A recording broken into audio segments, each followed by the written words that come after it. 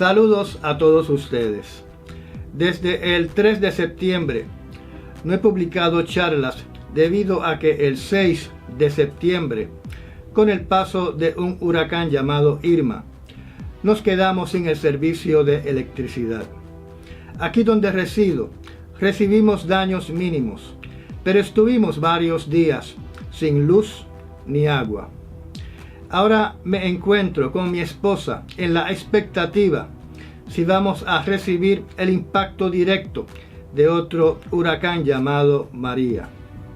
Van a notar que estoy un poco ronco por una bronquitis que estoy pasando, pero aún así voy a tratar de terminar esta charla. Como dije en la charla anterior, hoy tocaremos un tema relacionado a la modificación y manipulación de huracanes. Para comenzar este tema, tenemos que dar un poco de historia, porque aunque usted no lo crea, hay una conexión directa entre la manipulación de huracanes y el inicio de la carrera espacial. En el informe del año 1960, titulado Estudios propuestos sobre las implicaciones pacíficas de actividades espaciales para asuntos humanos, del Instituto Brookings, preparado para el presidente Dwight D. Eisenhower, hay una sección en el capítulo 4 dedicada al control del clima.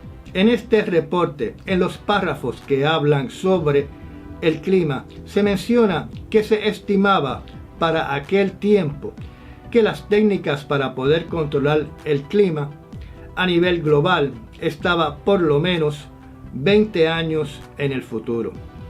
También menciona que iban a surgir unas presiones para utilizar armas atómicas en contra de fenómenos atmosféricos como los huracanes, y que el control del clima debía estar bajo la tutela o supervisión de los países del mundo. Este reporte mira el clima como un tema donde la cooperación y participación de todos los países es esencial y necesaria para el bien de la humanidad. Poco tiempo después, el presidente John F. Kennedy mostró gran interés en controlar el clima para el beneficio del hombre, y el 25 de septiembre Kennedy, en un discurso, dijo lo siguiente: "We shall propose further cooperative efforts between all nations in weather prediction and eventually weather control", que en español dice: nosotros vamos a proponer esfuerzos cooperativos entre todas las naciones para el pronóstico del clima y eventualmente el control del clima. Aquí vemos a un presidente hablando de control del clima de una forma equitativa y que la cooperación entre todas las naciones es importante. Pero por otro lado, el presidente Lyndon B. Johnson dijo en el 1962, antes de ser presidente, lo siguiente: "The development of a weather satellite that will permit man to determine the world's cloud layer and ultimately control the weather, and he who controls the weather will control the world". Lo que dice es el desarrollo de un satélite del clima que permitirá que el hombre determine la capa de nubes del mundo y, por último, controlar el clima, y aquel que controle el clima controla el mundo. Con respecto a este presidente, se denota claramente su ambición para convertirse o convertir a Estados Unidos en la nación que controle el planeta Tierra mediante el clima. En la década de los 90, el respetado conferenciante Thomas Frey repitió la misma frase de Lyndon B. Johnson, que decía: "He who controls the weather will control the world." Aquel que controle el clima va a controlar el mundo. El próximo presidente fue Richard Nixon. Aunque a Nixon no se le atribuyen famosas frases referente al control climático, sí ocurrieron durante su administración dos eventos muy importantes. El primero fue tal vez el anuncio o la primera vez que oficialmente se utilizó el control climático como arma bajo la Operación Popeye en Vietnam. La meta de la Operación Popeye fue extender y aumentar el periodo de lluvias torrenciales llamadas los monzones en ese país. Estas lluvias causarían estragos en la movilización de vehículos y transportes terrestres del Vietcong entre la frontera de Vietnam del Norte y Vietnam del Sur. Aparentemente la siembra de nubes de la Operación Popeye fue un éxito. El segundo evento de importancia fue la firma de una orden ejecutiva sobre proyectos civiles y militares de control climático. Esta orden ejecutiva permitió y estimuló que se hicieran experimentos para controlar el clima, pero que su uso sobre la población tenía que ser aprobado por el presidente. Para dar un ejemplo, si se desarrollaba una técnica para producir una tormenta, las agencias pertinentes no tenían la libertad o la autoridad de usar esa técnica en la nación sin la autorización del presidente. Además, el documento puso unas restricciones sobre compartir información o asistir a otras naciones en operaciones consideradas como de alto riesgo o que produzcan graves daños a una zona geográfica. Esto requería una autorización especial de Casa Blanca. O sea, para dar un ejemplo, si un país quería hacer un huracán, los Estados Unidos no iba a cooperar con ese proyecto a menos que el presidente diera su visto bueno. En adición, esta orden ejecutiva estableció que por el momento estos experimentos iban a estar desprovistos de cualquier regulación. Así que el ejército tenía carta abierta para experimentar con cualquier cosa para controlar el clima. Yo encuentro curioso que esta orden ejecutiva haya sido firmada por Henry Kissinger en vez de Richard Nixon. Henry Kissinger, como sabemos, fue el mismo funcionario de gobierno que supervisó el contenido y cómo se tenía que redactar el memorando número 200, donde se propone usar el hambre y el boicot de alimentos para obligar o extorsionar a países del tercer mundo a reducir su población. Pero esto es otro tema y otra charla. Volvamos al asunto del clima. Las palabras de Lyndon B. Johnson sobre el control mundial a través del clima, unida a la Operación Popeye y a la orden ejecutiva sobre experimentos climáticos, debieron, en mi opinión, preocupar a muchos países y a las Naciones Unidas. Bajo una iniciativa de Jimmy Carter de Estados Unidos y Leonid Brezhnev y Alexei Kosygin de la Unión Soviética, se redactó lo que se conoce como la Resolución 31-74 de la Asamblea General de las Naciones Unidas. Este documento, este acuerdo, se conoce como el prohibition of military and any other hostile use of environmental modification techniques, que en español se traduce en lo siguiente: la prohibición militar o cualquier otro uso hostil de técnicas de modificación del ambiente. Este acuerdo entró en vigor el 5 de octubre del año 1978. En resumen, este acuerdo prohíbe que se use el clima como un arma.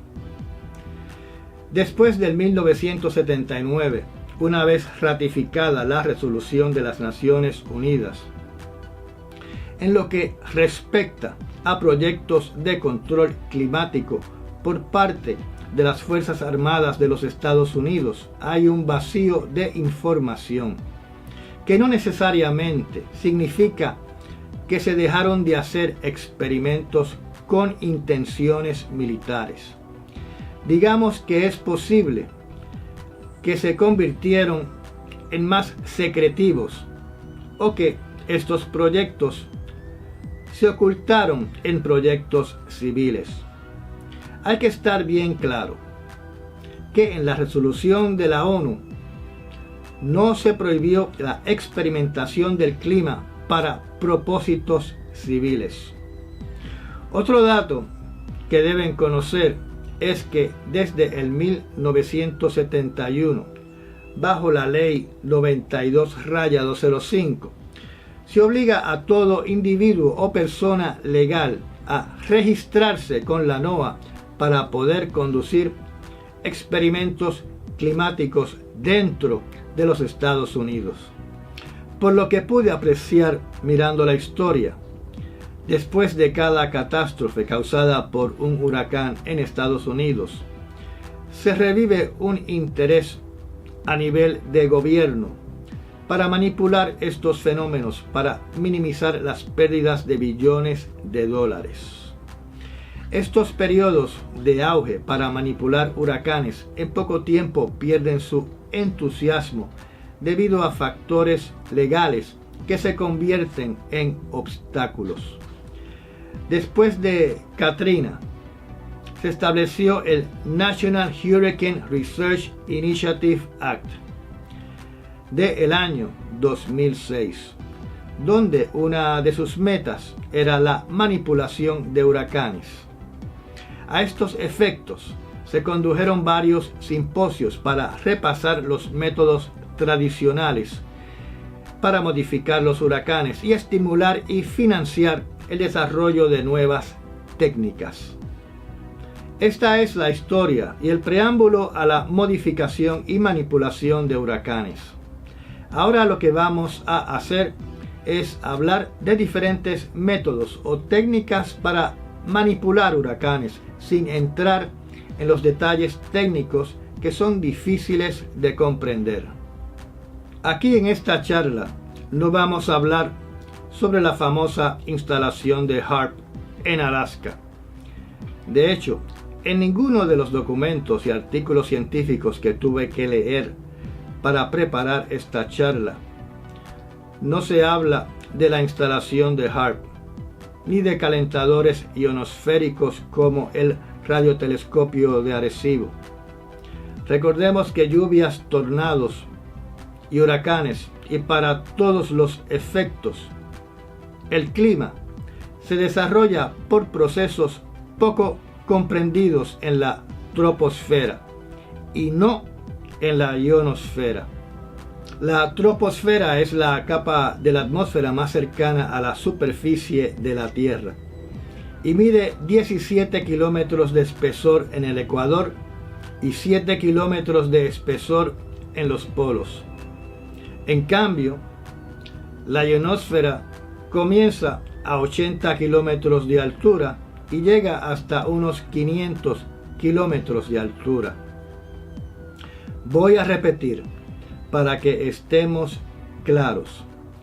Lo que conocemos como clima ocurre en la troposfera. Si usted es fanático del HAARP, tiene que buscar a otra persona que le hable al respecto.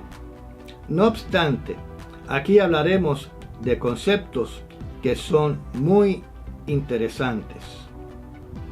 Naturalmente, esta breve charla no pretende cubrir todos los métodos y patentes que se han desarrollado durante los años para controlar los huracanes, ni tampoco los detalles técnicos de los mismos.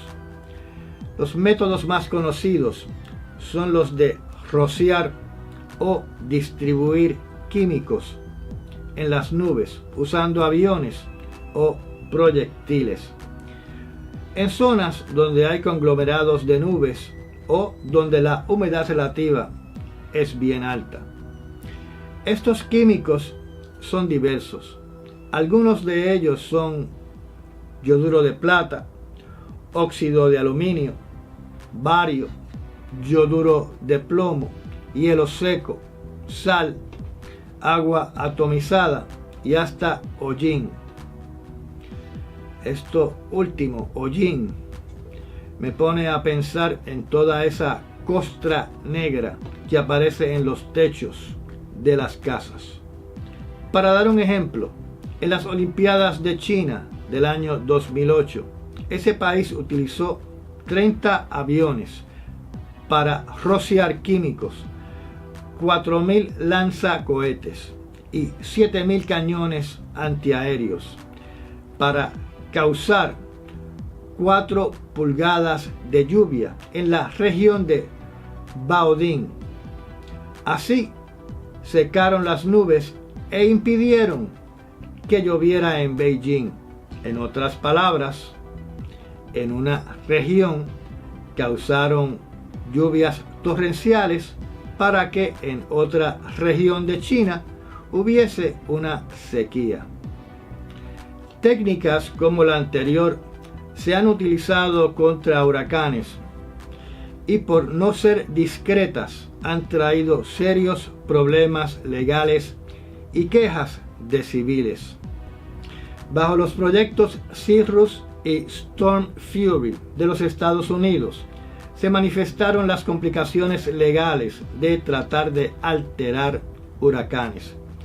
Se acusó al gobierno federal por daños cuando en uno de sus experimentos el huracán número 8 cambió abruptamente de curso hacia el oeste para impactar de forma directa el estado de Georgia. En adición, hubo una resistencia y campañas en contra de estos métodos por parte de los ambientalistas que alegaban que se estaban desperjando o rociando venenos que luego afectarían la salud de la población.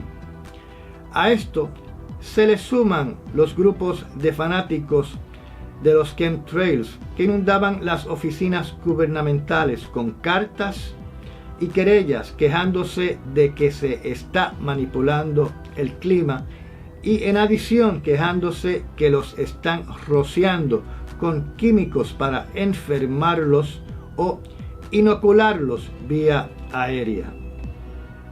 Estos experimentos sembrando nubes demostraron de cierta forma que es posible debilitar un huracán hasta un 20% o que se puede desviar un huracán de su curso. Para ponerlo de una forma más sencilla, solo para que usted lo pueda visualizar mejor, si un huracán tiene vientos de 100 millas por hora, los métodos utilizados bajan la velocidad del viento a 80 millas por hora. Naturalmente, lo ideal hubiese sido desvanecer el huracán por completo, pero estos experimentos no dieron esos resultados. Hay un conocimiento básico que usted debe conocer. Los científicos definen los huracanes como un gran motor térmico, donde aire caliente sube por las paredes del ojo al tope del sistema, en lo que ellos llaman el efecto del motor calórico Carnot. Este diferencial de temperatura es el que fortalece y alimenta el huracán, y por eso es que no vemos huracanes cercanos al Polo Norte, ni cercanos al Polo Sur. Uno de los métodos modernos para debilitar o intentar disolver un huracán es mediante aviones rociando carbón atomizado sobre el ojo. El sol calienta esta capa de carbón que a su vez va a calentar la parte superior del huracán, neutralizando su motor calórico. Sí, ya sé lo que usted está pensando. Aviones rociando químicos, chemtrails, que crean una enorme nube negra sobre un huracán. Usted tiene toda la razón.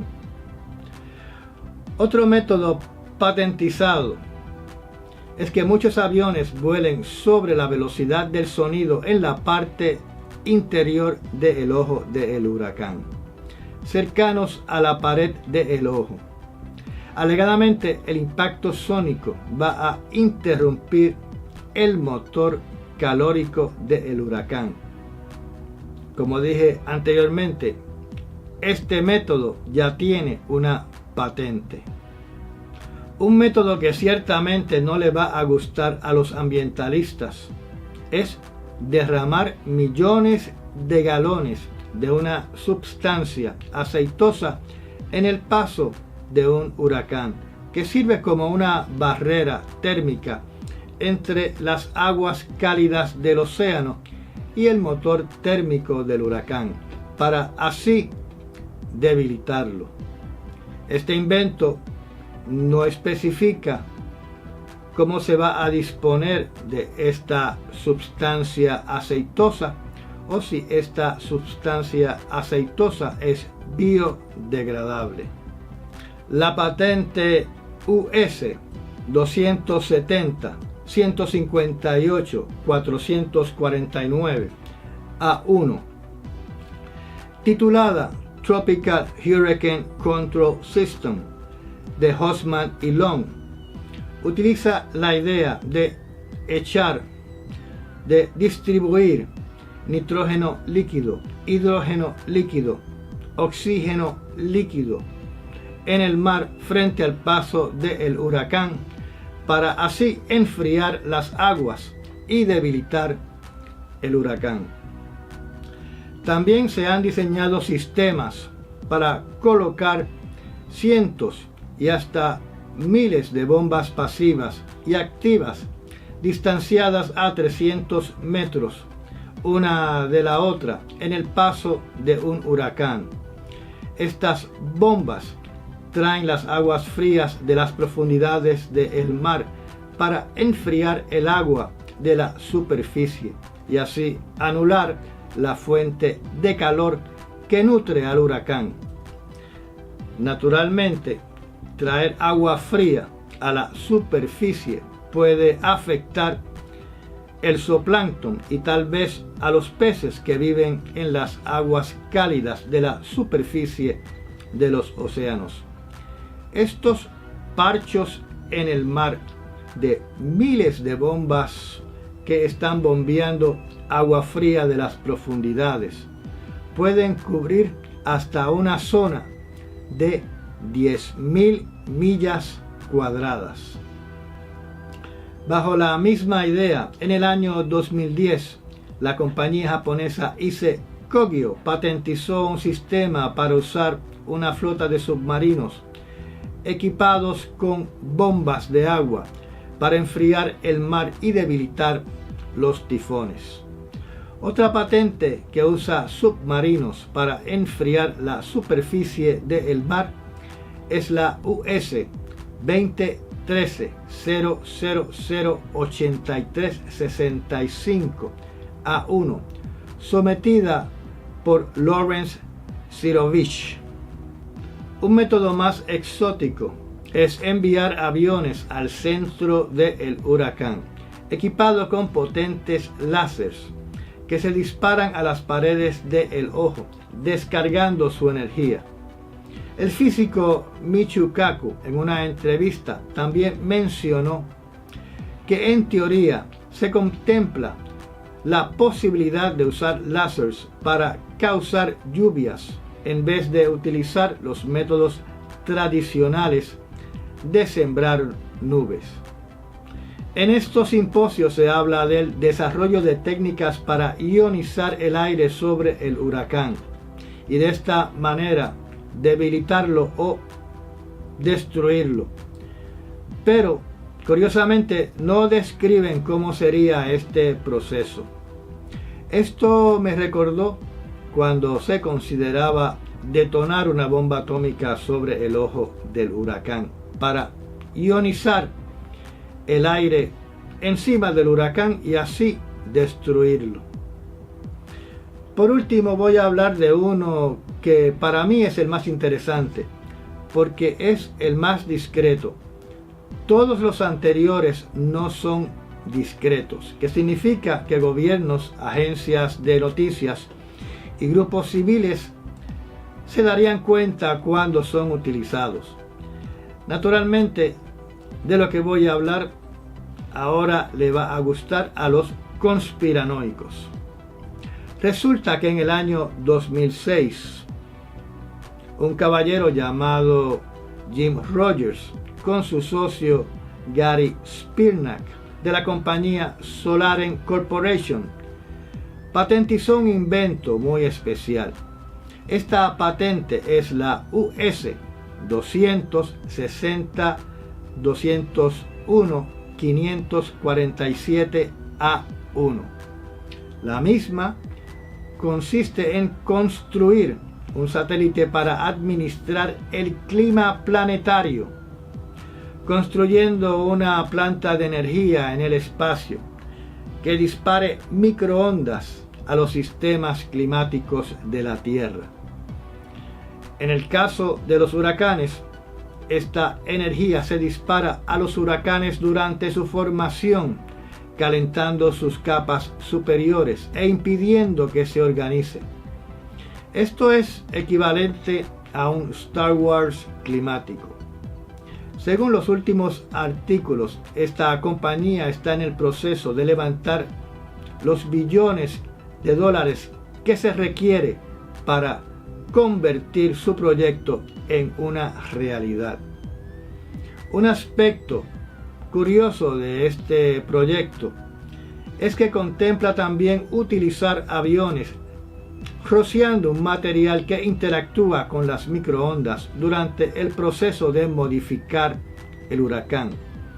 En otras palabras, este método también usa chemtrails como parte del procedimiento para alterar el huracán. En adición, en el año 2004, la NASA le dio a la compañía conocida como Atmospheric and Environmental Research Inc.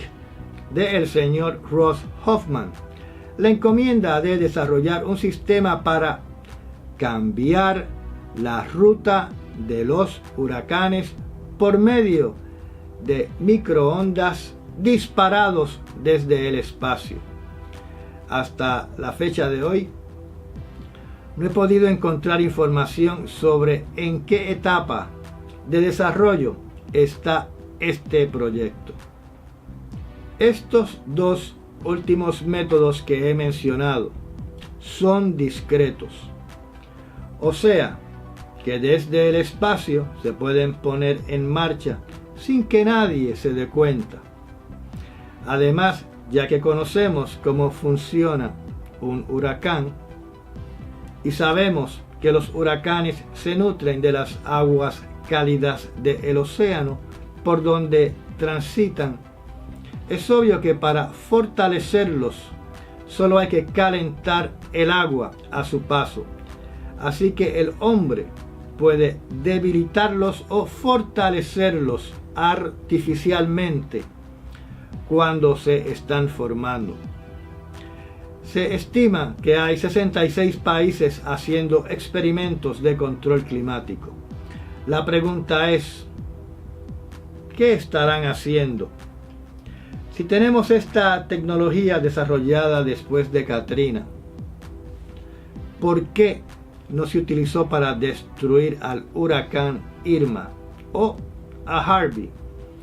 Las razones que se presentan o que indican los científicos en estos simposios y artículos relacionados es que la medicina puede ser peor que el mal, porque todavía no se conoce cómo realmente funciona el clima.